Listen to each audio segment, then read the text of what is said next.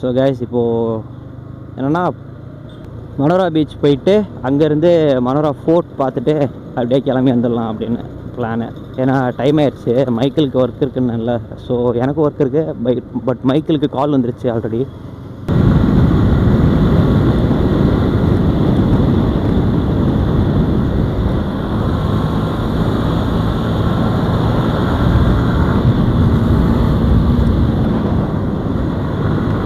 சின்ன பசங்களுக்கெல்லாம் வண்டி கொடுத்துட்ருக்காங்க.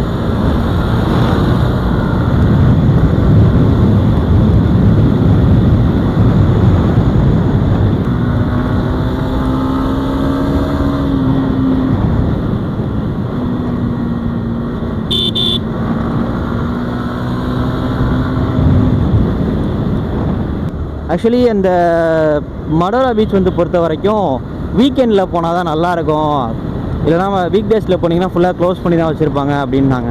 ஸோ பார்த்துருவோம் என்ன கதைன்னு. நம்ம சேனலில் ஒருத்தர் வந்து கமெண்ட் பாக்ஸில் கமெண்ட் பண்ணியிருந்தார். என்னன்னா, இந்த பைக் ஓட்டுறதுக்கு இருக்குது ப்ரோ, இந்த ரைடிங்கஸ் இந்த மாதிரிலாம் போட்டிருக்கீங்க, இதுக்கெலாம் அதெல்லாம் தேவையே இல்லை அப்படின்னு சொன்னார். இல்லை எனக்கு புரியலை, அவர்கிட்ட நான் சொல்லணும். ஆனால் நான் வந்து இப்போ ஏதாச்சும் கமெண்ட் பண்ணோன்னா ஹேட்டர்ஸ் தான் தேவையில்லாமல் வருவாங்கன்னு சொல்லிட்டு வீடியோவிலே ரிப்ளை பண்ணலான்னு இருக்கேன். நீட்டாக ரிப்ளை பண்ணிடலாம். அப்போ நான் ப்ரோ இல்லை ப்ரோ, எந்த ஈவன் சைக்கிளாக இருந்தாலும் சரி, நம்ம ஓட்டுறோம் அந்த பைக்கில் சரி சைக்கிளாக இருந்தாலும் சரி ஓட்டுறோன்னா அதில் நம்ம போகிற ஸ்பீடு அதெல்லாம் அதுக்கு ரெண்டாவது விஷயம். நம்மளோட சேஃப்டின்றது தான் ஃபஸ்ட்டு ப்ரையாரிட்டியே.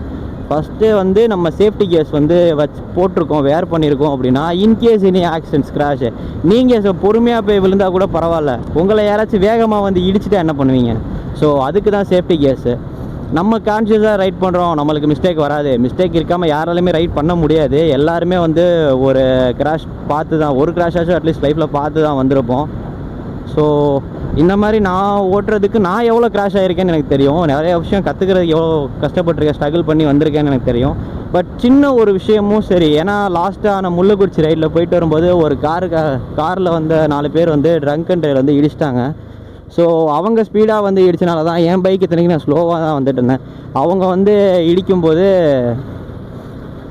எனக்கு டேமேஜ் என் பைக் கிராஷ் ஆகி ஃபுல்லாக டேமேஜ் ஆச்சு. ஸோ அது ரெண்டாவது விஷயம் நம்ம ரெடி பண்ணிட்டோம். பட் ஆனால் எனக்கு ஏதாவது ஆயிருந்துச்சுன்னா அந்த சமயத்தில் எதுவுமே பண்ணியிருந்துருக்க முடியாது. பட் இந்த பாடி ஆர்மர் என்னை ஃபுல்லாக ப்ரொடெக்ட் பண்ணிச்சு. ஸோ அதனால் சேஃப்டி வந்து நம்ம மைண்ட் செட்டை பொறுத்தா இருக்குது. எனக்கு எதுவுமே வேணாம், நான் பாட்டுக்கு போயிடுவேன், பிரச்சனை இல்லை அப்படின்னா நீங்கள் உங்கள் இஷ்டம். அதை வந்து நம்ம எடுக்கிற டிசிஷனுக்கு வந்து யாரையுமே வந்து குறை சொல்லக்கூடாது. இப்போது என்னோட இது என்னென்னா, நீங்கள் சேஃப்டிக்கு வந்து ரைடிங் கேஸில் சேஃப்டிக்கு நீங்கள் வந்து சேஃப்டி கேஸ்க்கு வந்து நீங்கள் இம்பார்ட்டன்ஸ் கொடுத்து தான் ஆகணும். ஏன்னா இதுக்கு முன்னாடி எனக்குமே அது தெரியாமல் இருந்துச்சு, உங்களுக்கும் தெரியும், நீங்களும் ஒரு நாள் அண்டர்ஸ்டாண்ட் பண்ணுவீங்க. அதுக்கு நான் உங்களை கிராஷ் ஆகுங்கன்னு சொல்லலை, பட் நீங்களும் அண்டர்ஸ்டாண்ட் பண்ணிக்க ஒரு மென்டாலிட்டி உங்களுக்கே ஆட்டோமேட்டிக்காக வரும். அப்போது வந்து நீங்கள் பண்ண கமெண்ட் வந்து என்னென்னு உங்களுக்கு புரியும். அப்புறம் ரைடிங் கியர்ஸ் எப்படி பார்த்து வாங்குறதுன்னு ஒருத்தர் கேட்டிருந்தாரு. நான் அதுக்கு வீடியோ போடுறேன்னு சொல்லியிருக்கேன். ஸோ நம்ம ஒரு ஷாப்பில் போயிட்டு எப்படி ரைடிங் கியர்ஸ் வாங்கி எப்படி பார்த்து வாங்குறது அப்படின்றதுக்கு ஒரு சின்ன ஒரு ஓவரால் மாதிரி சொல்லிடலாம். அண்ட் அதோட பட்ஜெட்டு, நம்ம பட்ஜெட்டில் முடிக்கிற மாதிரினாலும் நல்ல ரைடிங் கியர்ஸ் இருக்குது. இப்போ நான் போட்டிருக்க பாடி ஆர்மரே வந்து 4500 சம்திங் தான். நான் அரௌண்டு 3500 தான் வாங்கினேன். ஸ்டில் ஒர்த்து இது, அதனால் ப்ராப்ளம் கிடையாது. இந்த வியூஸ், இந்த ரோடு சூப்பராக இப்படி போகிறது நல்லா இருக்குப்பா. இந்த ரோடு, இந்த கிளைமேட் வந்து ஒரு மாதிரி லைட்டாக மூடியாக இருக்க மாதிரி இருக்குது. ஸோ அதனால் நல்லா தான் இருக்குது. 2 சைடும் மரம் இருக்குது. ஸோ நடுவில் ரோடுன்றனால பார்த்துட்டே போக சூப்பராக இருக்குது. மைக்கிள் ஃபாலோ பண்ணுறானா, வந்துகிட்டே இருக்கான்.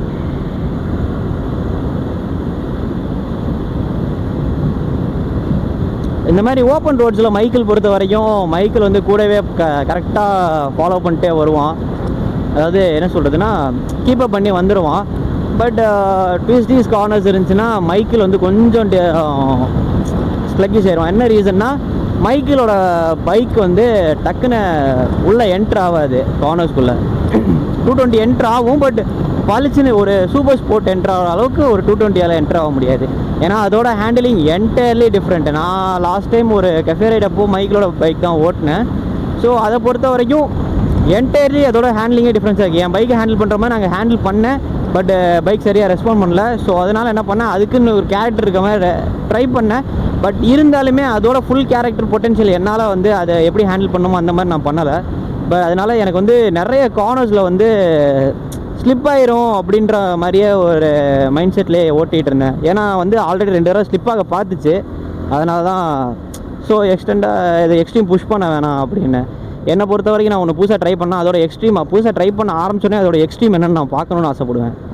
அது தப்புன்னு நிறைய பேர் சொல்லியிருக்காங்க. அதோட எக்ஸ்ட்ரீம் பார்க்காத, முதல்ல கொஞ்சம் கொஞ்சமாக ஸ்மூத்தாக ஏறிட்டு அதுக்கப்புறமா அதோட எக்ஸ்ட்ரீம் பார்த்துக்கலாம் அப்படின்னு சொல்லுவாங்க. நான் சின்ன வயசுலேருந்தே அப்படி தான், ஏதோ ஒரு விஷயம் ஒன்று பார்க்கணும், அதோட எக்ஸ்ட்ரீம் என்னென்னு நான் பார்க்கணுன்னு ஆசைப்படுவேன். ஓகே, மைக்கிள் வரானா? ஸோ மைக்கிளோட டயர்ஸும் வந்து செமி ஆஃப் ரோட்ஸா. ஸோ அந்த டயர்ஸ் வந்து ஒரு மாதிரி பாக்ஸி டிசைனில் ஸ்ப்ளெண்டருக்கு இருக்க டயர் மாதிரி இருக்கும் லைட்டாக. அதனால் அவனால் கார்னர்ஸ் வந்து அவ்வளோவா எடுக்கிறது கொஞ்சம் கஷ்டமாக இருக்கும். நான் எடுக்கிற அதே லீனாங்கெல்லாம் எடுப்பான், பட் வந்து இன்னும் கொஞ்சம் அக்யூரேட்டாக நான் உள்ளே நல்லா பளிச்சுன்னு உள்ளே என்ட்ரு ஆக முடியும். அவன் கொஞ்சம் ஸ்லோவாக தான் வருவான். என்ன ரீசன்னா அவனோட டயர்ஸ் தான் அவனுக்கு கான்ஃபிடென்ட் கொடுக்காமல் இருக்கிறது.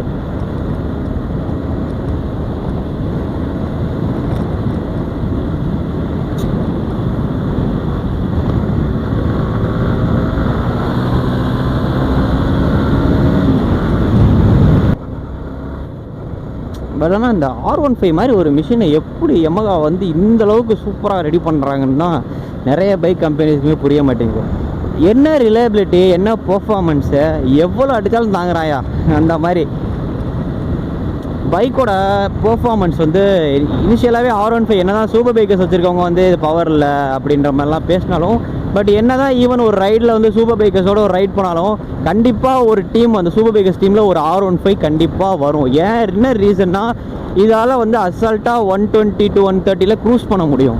டாப் எண்டை வச்சுருக்கிறதுனாலன்றதுனால இல்லை, பட் இந்த பைக்கோட பொட்டென்ஷியல் அவ்வளோ இருக்குது. ஸோ அதனால் இந்த பைக் எப்பயுமே ஒரு 155cc கேட்டகரியில் ஒரு பீக் தான்.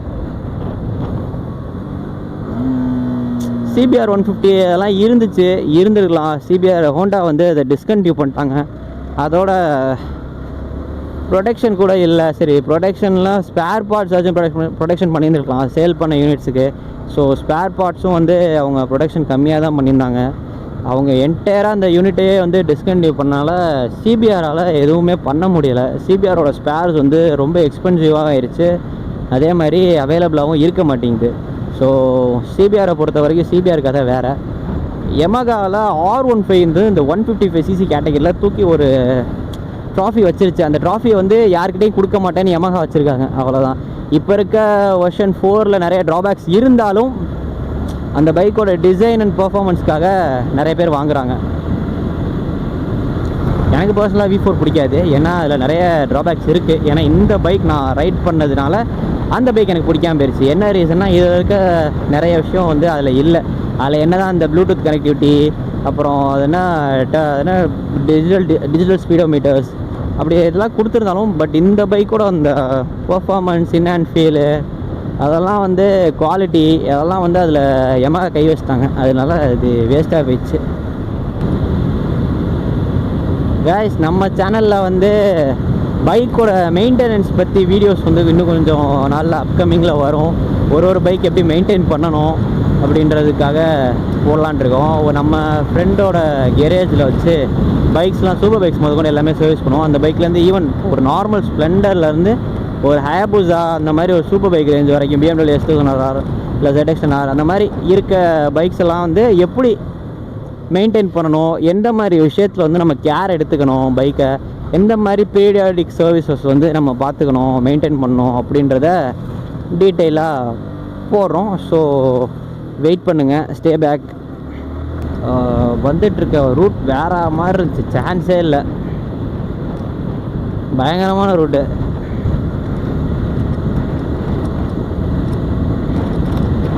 ஸ்ட்ரைட்ஸும் இருக்குது, ட்விஸ்டீஸ் கார்னர்ஸும் இருக்குது, ரொம்ப டைட்டான கார்னர்ஸும் இருக்குது. நல்லா இருந்துச்சு, சூப்பராக இருந்துச்சு. சீரியஸாக செம்மையாக என்ஜாய் பண்ணிட்டு வந்துட்டு இருந்தேன்.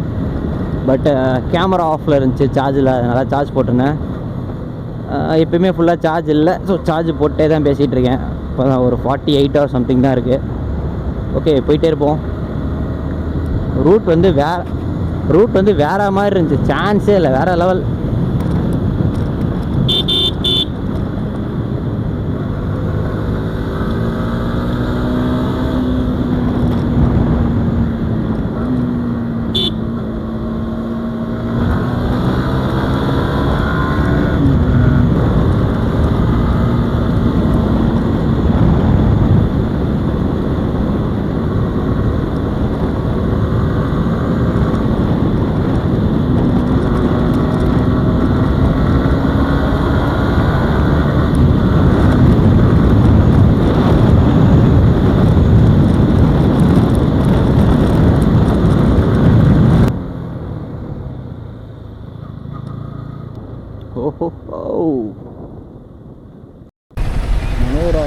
கோயில் இதுதான் மனோரா பீச்சோட என்ட்ரன்ஸ். ஓ ஏய் தஞ்சாவூர் டிஸ்ட்ரிக்டாடா, மேலே தஞ்சாவூர் மாவட்டம்னு போட்டுருக்கு. ஆனால் புதுக்கோட்டை அது அப்படியா? Okay mike recording camera recording தான் இருக்குது. ஓகே சரி போவோம். வந்துட்டு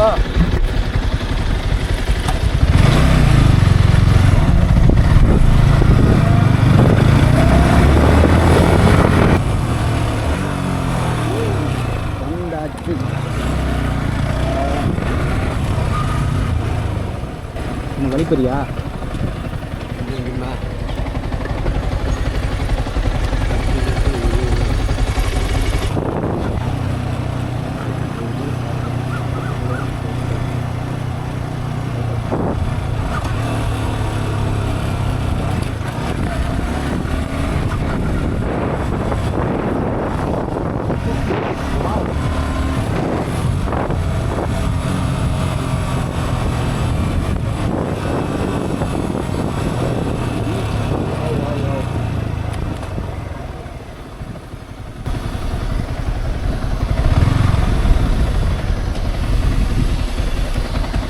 வெயில் இல்லை அதனால. வெயில் இல்லைடா ஃபுல்லாண்டா. Okay destination ton. வீட்டிலேருந்து 135,000 இது 35,000 வருது. அதில் 135.5 கிலோமீட்டர்ஸ்.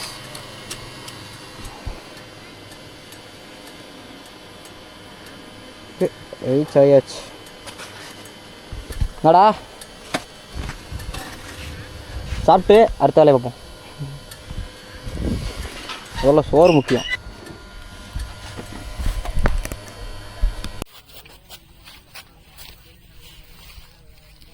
பீச்சே வெறிச்சோடி போய் கிடைக்கடா. மனோரா கேஃபிடேரியா இங்கே தான் ஏதாச்சும் வாங்கி சாப்பிட்ணும். லைட் ஹவுஸு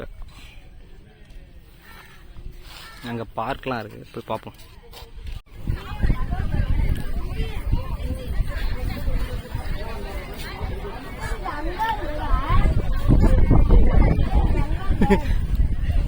ஓகே பீச்சில் இங்கே சுற்றி பார்க்குறதுக்குலாம் ஒன்றும் இல்லை. அங்கே போட்டிங் கூப்பிட்டு போகிறானுங்க, அவ்வளோதான். போட்டிங் இன்ட்ரெஸ்ட் இல்லை. ஸோ போட்டிங் இன்ட்ரெஸ்ட் இல்லாதனால ஃபோர்ட்டுக்கு கிளம்புறோம்.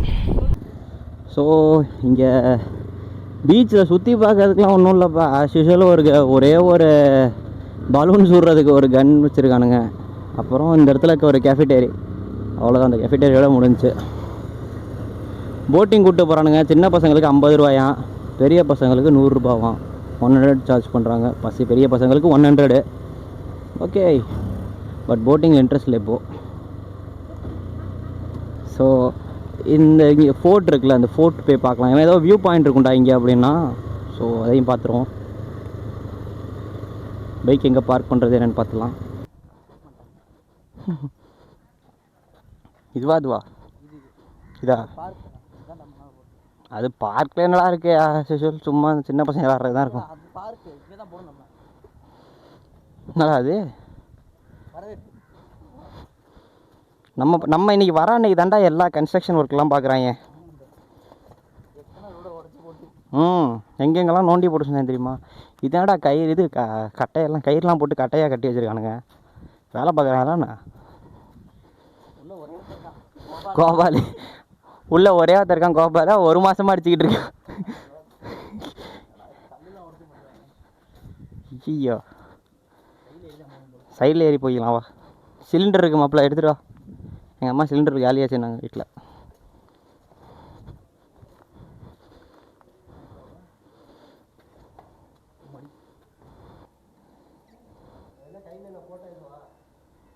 டேஞ்சரஸ். என்னடா இப்படி தான் இருக்குமாடா அது?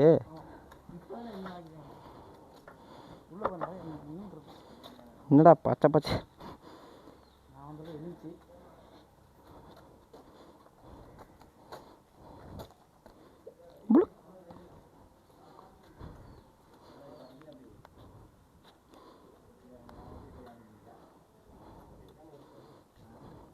இந்த இடத்துக்கே 10 ரூபா வாங்கிட்டாங்கடா. ஏய் நல்லா இருக்கே. ஐயோ, ப்ரைவேசி டிஸ்டர்ப் பண்ணக்கூடாது, நம்ம போயிடுவோம்.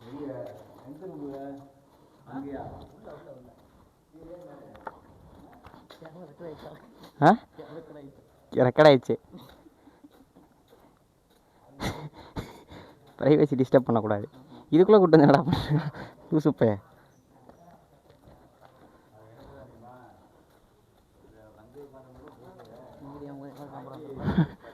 இங்கடி ஆமாம், இங்கே எவன் இருக்க போகிறான்னு தெரில.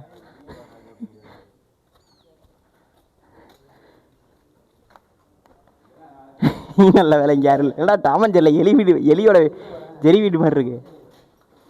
என்ன அது?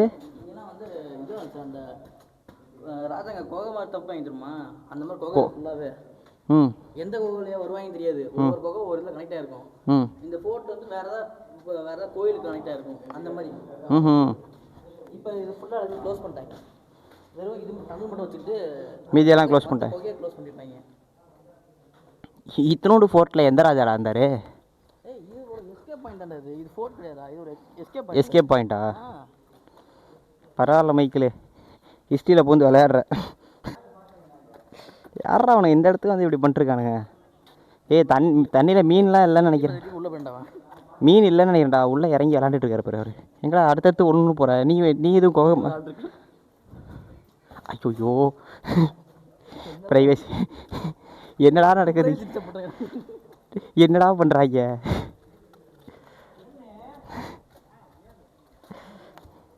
டேய், நான் சுற்றி பார்க்க வந்தவன்டா. இங்கே இருக்கானா? அருமைடாங்க பார்த்தா.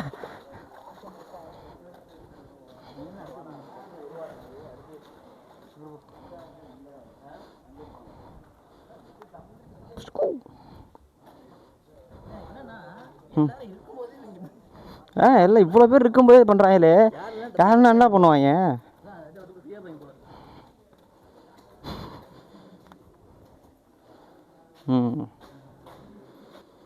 இங்கே வேண்டா இருக்கவன்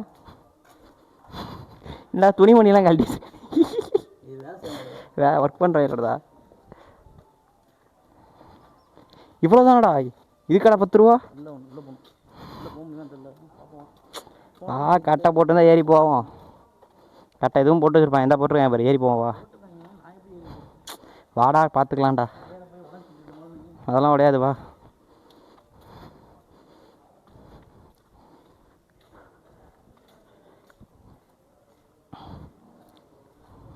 போ,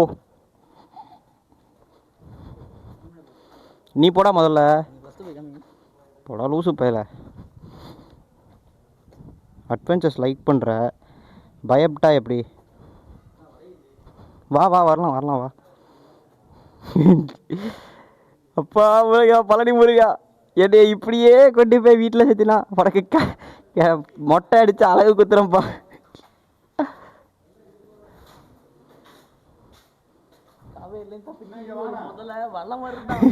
ஏ பச்சைக்கிளி, உனக்கு அந்த ஆடியோ போடுறேன்டா ஷார்ட்ஸில். ஏ ரீல்ஸாண்டா? ஏண்டா முதலைக்கு பிறந்தானே, முதல்ல சொல்லக்கூடாதா? இங்கே நல்லா ஜில்லுன்னு இருக்குடா உள்ளார. டேய், வெளியில் ஹீட்டாக இருந்தாலும் உள்ளே ஜில்லுன்னு இருக்குடா.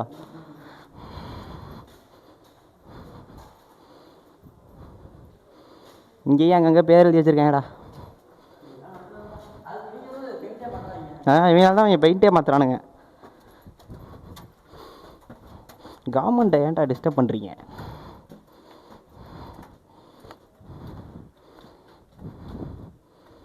இதுக்கு மேலே போக முடியாதுடா. ஆனால் மூடி வச்சுருக்காங்க பாரு.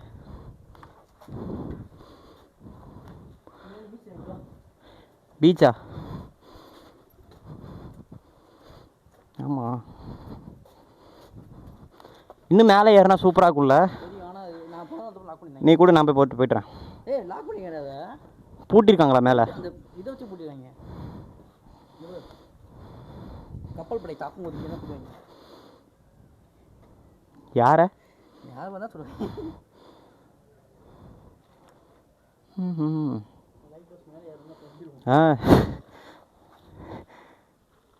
புறாவாக இருக்கு. புறா புறா இந்த மாதிரி இடத்துக்குலாம் வர்றது நார்மல் தான்.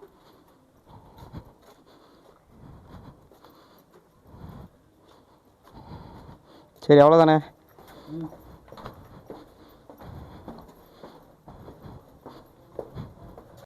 அம்மே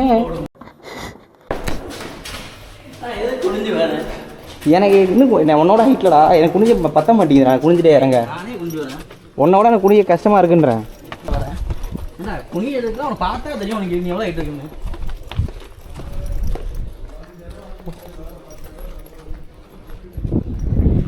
யார் இருக்கானே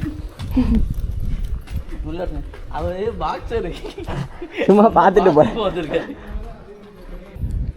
வா சுற்றி பாரியா?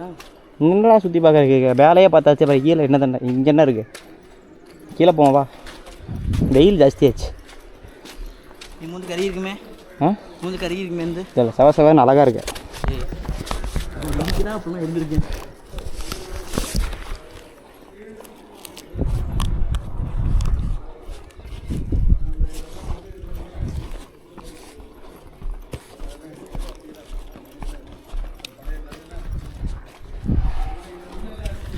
வா இறங்கி போகலாம். டேய் இறங்கி போகலாம் வா. டேய் இங்கே போகணும் போகணும். அங்கே ஸ்டெப்ஸ். ஓ அதில் ஸ்டெப்ஸில் போகணுமா?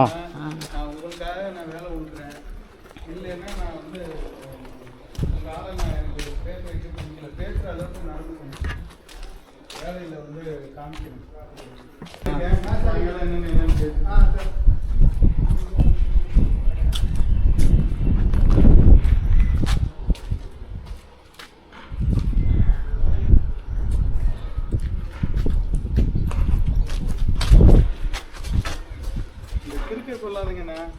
அங்கெல்லாம் போகும்போது யாராக இருந்தாலும் பேக்கில் இருந்து இந்த பென்சிலோ இல்லை எடுத்துகிட்டு போய் சொல்லுங்க. ஓகே மனோரா பீச் சுற்றி பார்த்தாச்சு. பெருசாக ஒன்றும் இல்லை. அவங்க கொடுத்த ஹைப்புக்கு ஒன்றுமே இல்லை இங்கே. ஓகே லெட்ஸ் கோ வாடா. ஓகே இப்போது வந்து மனோரா பீச் சுற்றி பார்த்தாச்சு. பெருசாக ஒன்றும் இல்லை, சும்மா ஓகே தான்.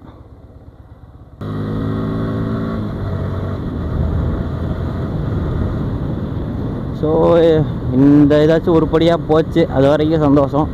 அண்ணன் வெயில் ஜாஸ்தி ஆயிடுச்சு. ஸோ ரிட்டன் இப்போது திருச்சி போகிறோம் வீட்டுக்கு, அவ்வளோதான். இந்த ரைடு வந்து அவ்வளோவா சாட்டிஸ்ஃபைடாக இல்லை, பட் ஜாலியாக அப்படியே பைக் எடுத்துகிட்டு சுற்றுனது ஒரு மெமரி, அவ்வளோதான்.